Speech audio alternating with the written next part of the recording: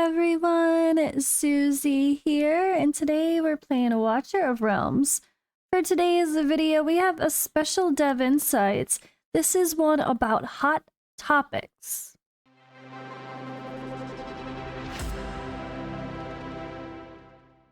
Alright, so this is definitely one of those, I read it so you don't have to. This is a hot topic Q&A. And again, a giant wall of text. However, because this is all hot topics, maybe highly upvoted suggestions and whatnot, I'm going to read all of them. All the details, every question, every reply for this one. So let's see what they have to say. Question topic 1. Alright, I speak on behalf of 20 plus guilds and GvG-centric players alike. Current GvG maps have become too restrictive. The past 2 seasons drastically reduced usable ground and platform tiles, while increasing demon soldier strength make it nearly impossible to form competent defenses without a narrow pool of meta heroes. This limits creativity and strategic diversity. Expand future map layouts to include more ground and platform tiles. This would allow for varied defensive setups across guilds and prevent situations where every member runs the same formation or struggles to build viable ones due to poor tile availability. GvG should encourage the use of a full hero pool, not just a privileged few. Top GvG guilds are actively coordinating to raise awareness on this issue and additional concerns that are impacting the community, with Sebastian Kane serving as the point of contact for collective feedback and dialogue. So yeah, this is one that I know all of the guilds upvoted and tried to push to Moonton. That's all the top competing GvG guilds. So they do address this with a pretty detailed reply. Look at this, guys. This is a very detailed reply. So, all right.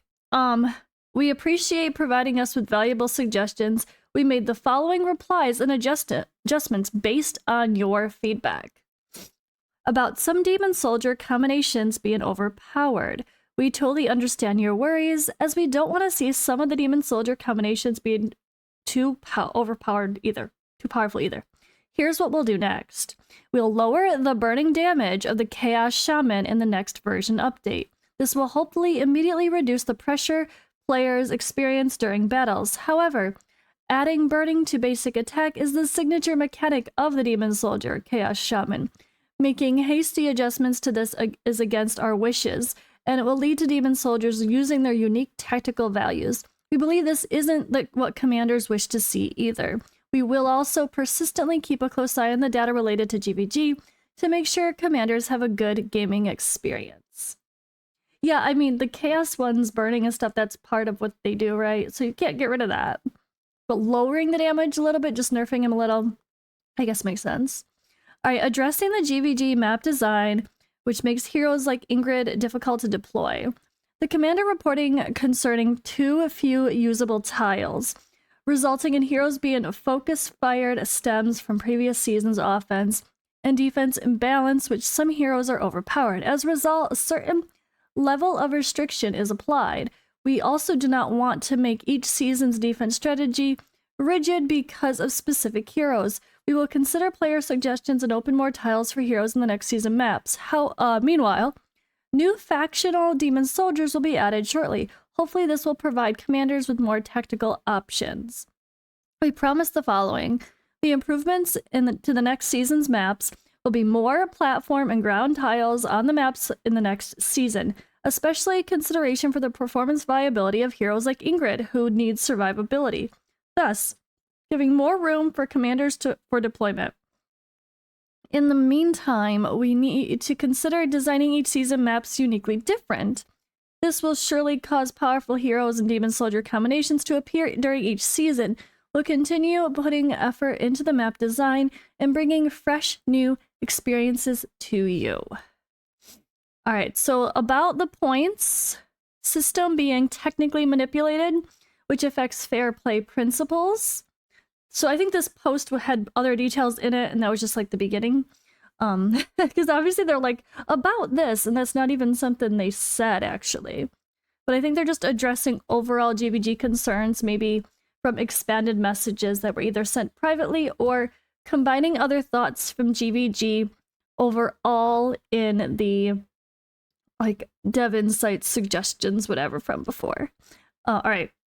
So the act of point manipulation impacts the authenticity of ranking, which harms the players who put their huge effort into the game and the experience of guilds as a whole. We are paying great attention to this issue. Here's what we plan to improve. Improvements to the points system.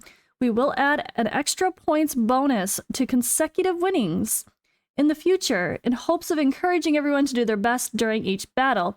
The GvG experience of the majority of players will be improved by increasing both the gain of fair competing players and the cost of players who lose their battles on purpose. We again appreciate Commander's valuable feedback. We welcome your feedback very much, and we will continue focusing the popular topics and making corresponding improvements. Let's make war a better place together. All right, so that is good. That is something. I am in a guild that we care about GvG, but we're not trying to be like the top 10 guild or anything. So exactly what players do or what guilds do as far as tanking, I don't know the specifics, but I have heard that lightly discussed, that they purposefully lose at certain times during the season to make sure they set themselves up for the easiest battles to rank an overlord or to get back into the top. I don't remember exactly the details, but you guys can let me know in the comments below about that if you want to. But it sounds like they're going to encourage people to not lose on purpose, and have it be more worth it to keep winning, which is what it should be all about. No one should be tanking on purpose to try to set them up for better position for ranking an overlord or even in the higher stages. That should definitely not be the case. Okay, question 2. This is another long one here. The new rate adjustments are really looking promising at the moment, but I have 2 questions that will affect its usefulness. Will this be retroactive, or are these adjustments only taking place after the patch? Like if I summon Venema during Nastia banner, will I get a 20 times 2 the next rate up banner? Especially on the ancient banners, which consume rare resources. Not making it retroactive is a big miss. Do these rate up carry forward? If I use 200 summons and didn't hit a banner or unit in week 1, will I get to summon in week 2 with 20 times 10 times? Times 10, sorry, on the rate up units? If these do not carry forward, it means that players have to hoard their summons carefully and only summon when they can hit pity. Okay, I'm going to reply saying that's what you should do anyway. Most likely. Personally, I did not expect the pities to carry over for the whole boosted rates. I assume every banner is unique and every time they pop that. But I understand this concern of pity and the 50-50 systems that are in other games make players that play those anime gachas think otherwise. A lot of those have the pity where if you fail to get the hero on the current banner, you're guaranteed the hero on the next banner to hit it because those banners have the same name, or like those banners are the same pity that all carry over together. I didn't expect that with this though, honestly. Nothing that they said made me feel like that was going to be the case. But if it is, that would be, of course, great. But personally, it's not something I would expect in this situation because it's like, yeah, I don't know. I didn't expect it at all. I don't see, not for this, but we'll see. All right, so their replies. We appreciate your attention and passionate discussion about the new rate up mechanics. We have not only received many positive reviews of this setup mechanisms, but also noticed 2 important questions mentioned by commanders. So, all right, does the rank rate up boost support backtrack compensation?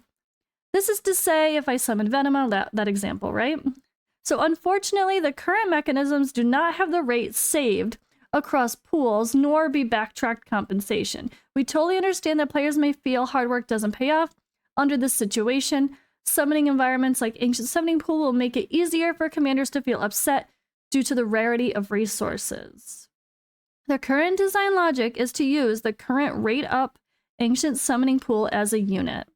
Each pool can only have its 20, 40, 80, 60, 160 rate up chain triggered once during a reset, once any of the rate up heroes are summoned. Therefore, Rate up bonus cannot be carried forward after the summoning pool has been rotated. But please believe that we have always paid attention to the commander's voices. We're seriously discussing the feasibility of rate up being carried across pools in order to avoid players having experienced gaps during key points in system update. If we make up any breakthrough on the mechanism aspect, we will announce it immediately. Yeah, I think, like they said, for Ancients, that sounds fair, and that would be great. I wouldn't expect it for the other ones because it's nowhere near as hard to hit a pity in the standard summoning pools because we get so many given to us. You get 100 summons a week for the normal summons, and it's not like we don't normally summon every single week. You try to save a little bit appropriately, at least, or you tend not to have to hit pity every single time. So I would definitely love the idea of it carrying over for Ancients. Like, let's say we have this banner coming up for Ardea and Ymira. You really want Ardea. You pull 50 summons on that banner, you don't hit Ardea or Ymira. And then the next one comes for Ingrid and Valara. So you should, they're saying you could maybe potentially be 50 already into that pity, or no. That wouldn't matter because it's not a pity count. That's not what they mean. They're talking about the bonus. I'm sorry. They would mean, let's say you summon on the Ardea banner and you just get a Sargak. Not that he's bad, but you know what I mean. It's not Ardea. It's not Ymira. So when you pop over to the next banner, which will be Valara and Ingrid, then you will be guaranteed, not guaranteed, rate up, which is a very much higher guarantee of getting that hero, right? I think that's what it means. I think that's what they mean. Like, or so let's say you pull Ymira is the Lord Pity, right? So you on that banner you pull a freaking Twin Fiend and you're really annoyed. But at least you know your increased rate of getting Ingrid as that Lord or whatever is higher for the next banner. Yeah, I definitely I definitely support that for Ancient banners at least. I can see why people would think so compared to some other games that do carry over pity on the same types of banners. All right, we have a long explanation here as well. Oh, that's what this is. Wait, I'm so confused. All right, so yeah, backtracking. I mean, at least before the update happened, I wouldn't have assumed it counted. But backtracking from a previous is different considering like the update just happened. But I think that it's the next point that really would explain it better. Will the pity carry over between two different summoning pools? So like Ardea, Ymira, and then Valara, Ingrid, right? That would make sense if it did for the Ancient Summons, like they said they will consider it carrying over across pools. Because at least for something where you don't necessarily summon as often, right? That would be fair.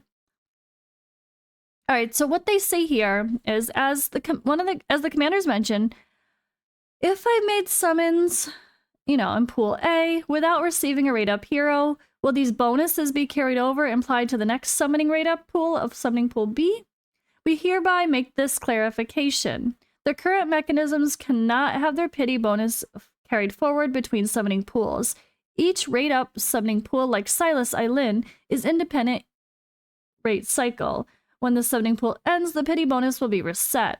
The rate up summoning pool will calculate the rate starting at the beginning. It will not inherit the summoning record nor miss summons from previous summoning pools. We understand the desire for no pain, no gain, especially when it comes to summons of the high priority pools like Ancients. It indeed makes commanders feel annoyed or not worth it if the reset bonus is hit every time. We recorded this feedback and will seriously assess it in the future, whether a mechanism like carrying pity across pools or keeping the missed summon points is designable. This is to make every single summon performed by commanders more worthwhile. Our initial hope when designing this set of incremental rate up mechanism is is to offer each commander a predictable cost cap instead of sinking into an endless upset.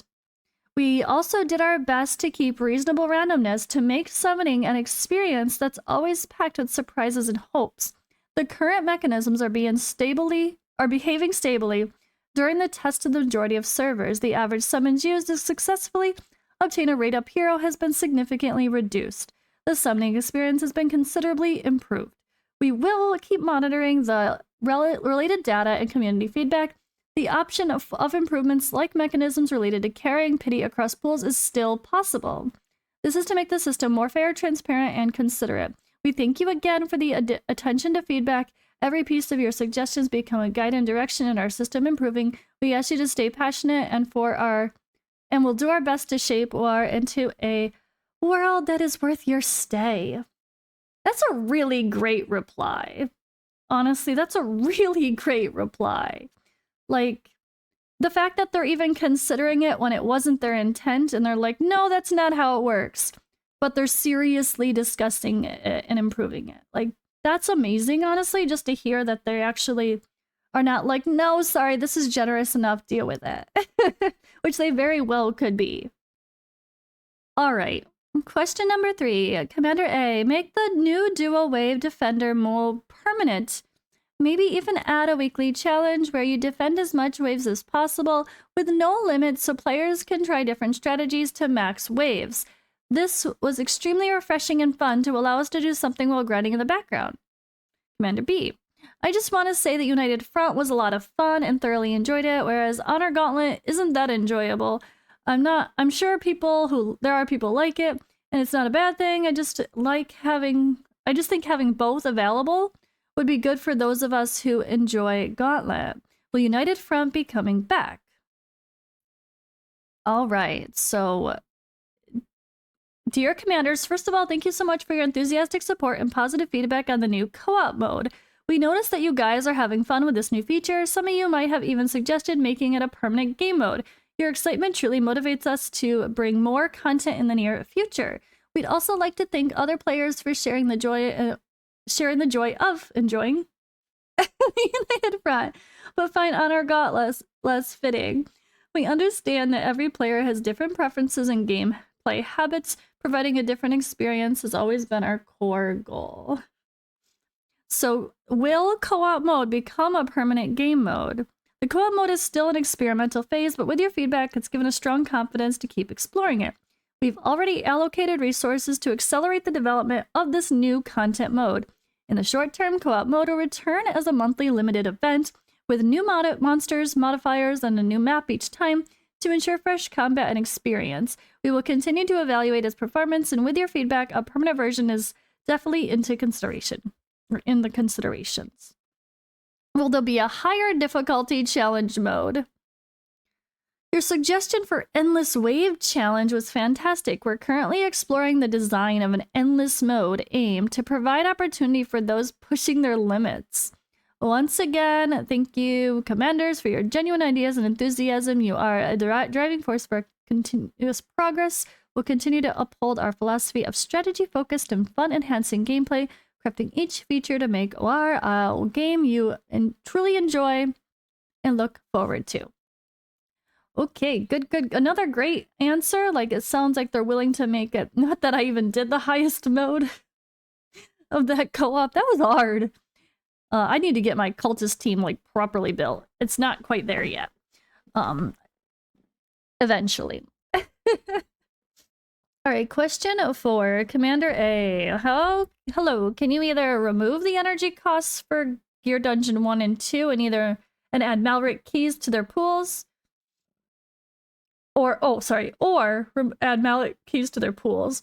The Gear Dungeon keys are already kind of a limitation for farm. Now that it doesn't provide any chance to get the juicy sewer keys, it's quite annoying to have to spend energy on these. And then someone else said the same thing. I feel like it's badly implemented to introduce Malric's new content. Totally barrier entrance locked by random gem drops. We should have a system like dungeon keys where we could still drop them like it is now, but give us a month like month gems or so that we could do the new content without relying on total random drops that are exceptionally rare. As someone who has not even bothered to go into this because I haven't gotten us any high level runes because I haven't done the stage 24s because, well, you know, they're not fun, let's be honest. I mean, that is fun sometimes, but I don't have most of the heroes needed or ready nearly to complete those successfully yet. And it is not very exciting and encouraging to know, oh, so like I have to do the stage 24s to really get the good ones for Malrix? Like that's... I hate that they're connected, I agree. Like it's so... the dependence of farming the hardest content in the game to get a resource to be able to farm the other new hardest content of the game, like, what?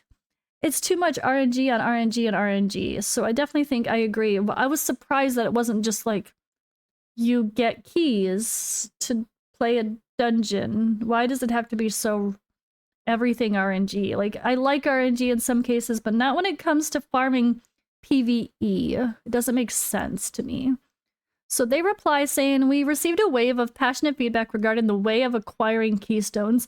Thank you so much for expressing your interest and valuable suggestions about this new feature. Since the keystones served as the only way to unlock Malrix Halls of Illusion Challenge, we completely understand your desire for more keystones and an easier way to obtain them to be fully able to enjoy the new content. It's true that the current method of obtaining keystones is heavily based on RNG. Some commanders may have done a large number of runes and not been able to obtain even one. We appreciate your suggestion while trying to keep the excitement of the game's random loot drops mechanic. We are also implementing a stable way of obtaining keystones in the near future. This will be one of our top priorities in the upcoming gameplay improvement update. So, will the trial keystone be obtainable in Drake's Chasm or Titanic Ruins reward box in the future? So keystones will be added to the chest of Drake's Chasm and Titanic. Ah, nice! This allows player to obtain keystones consistently while playing through daily and weekly missions, so you will not be missing out just because of RNG. New mission-based keystone rewards. We'll introduce a new trial-based gameplay. By completing the trial objectives, commanders could earn additional keystones. This offers a more goal-driven and sustainable way of collecting them. Trial-based gameplay. Okay. Will keystones be added to the limited time event reward pools? So yeah, the keystones will be added to upcoming seasonal events, challenge missions, and other time-limited trials. This will give players another source of obtaining them. And then maintaining the current RNG drop rate for loot excitement. We'll retain the current RNG system for keystones to preserve the thrills of obtaining them randomly. However, we're also considering adjusting the drop rates of keystone and gear rates to improve gameplay daily and make the access easier. Ultimately, our goal of designing Malrix Halls to let every commander enjoy the intensity and thrills from keystones. It was never our intention to stop commanders from entering the challenge. Yeah, I literally haven't even bothered because I think the new system is silly. So, I'm one of those people that's like, I'm not even gonna bother unless it's like... unless I can get them easier. It just seems like a waste of time when I see people's drops from those chests anyway. On the low-level chests, the drops are so bad that or the low-level whatever trials, it doesn't seem worth the time. But yeah, rest assured, we'll continue to monitor the drop rates of keystones and use the data to maintain fairness, consistency, and gameplay balance. Our goal is to make Malrix Hall Challenge an experience accessible to every commander. Thank you once again for your support and feedback. We'll continue to improve the gameplay experience, and we welcome your feedback. All right. That's it, guys, for this special episode of Dev Insights with some hot topics there. I really like this, for sure, because it's like a condensed version of all the important stuff. But it is nice to see the little tidbits in the other ones too. But I will definitely make videos on all of them regardless. So hot topics over. And yeah, I'll see you guys in the next video.